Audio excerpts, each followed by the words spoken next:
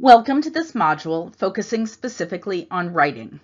Prior to examining questions on the LAP-G specific to writing, watch this module to ensure all team members are on the same page with this foundational understanding of writing from the science of writing research.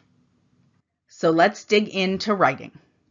First, just a brief reminder that the overall vision for use of the LAP-G is that all school sites will develop a robust, multi-tiered system of supports that allows for effective identification of students with dyslexia by removing other barriers to literacy development.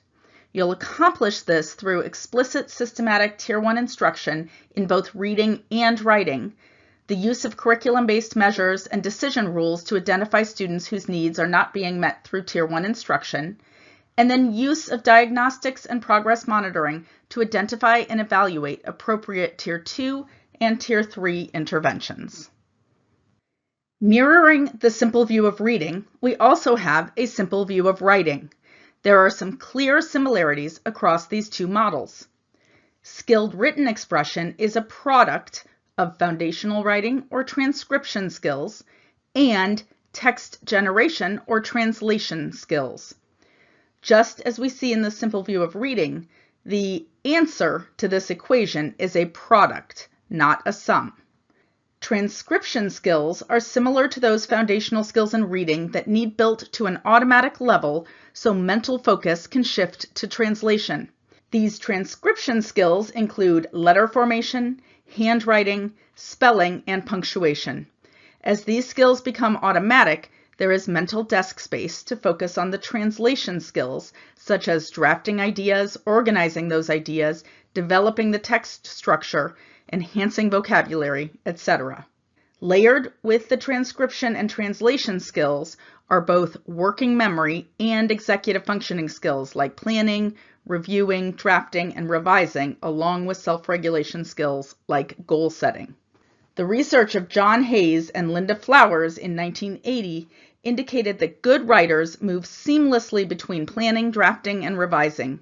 Consequently, students need quality instruction for and time dedicated to practice in this recursive mental process model.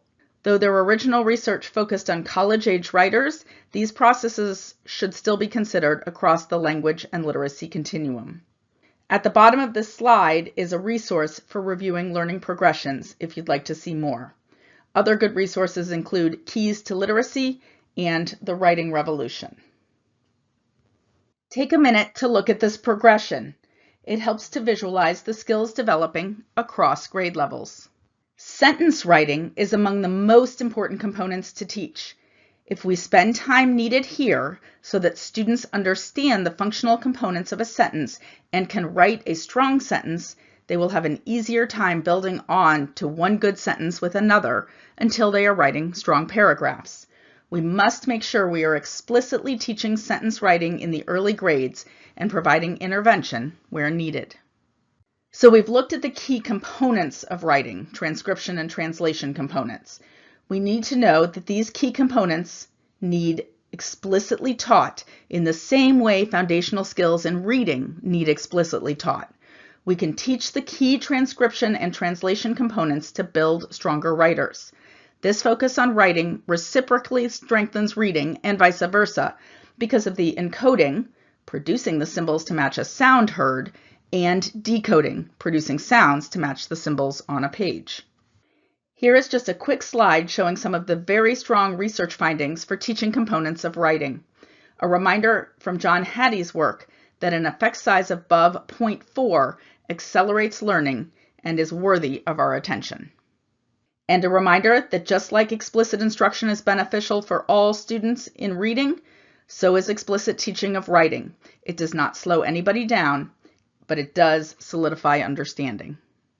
Big picture takeaway from Graham and Hebert in their meta-analysis: having students write about texts they read, explicitly teaching writing skills and process, and having students write more do improve reading skills and comprehension as well as writing.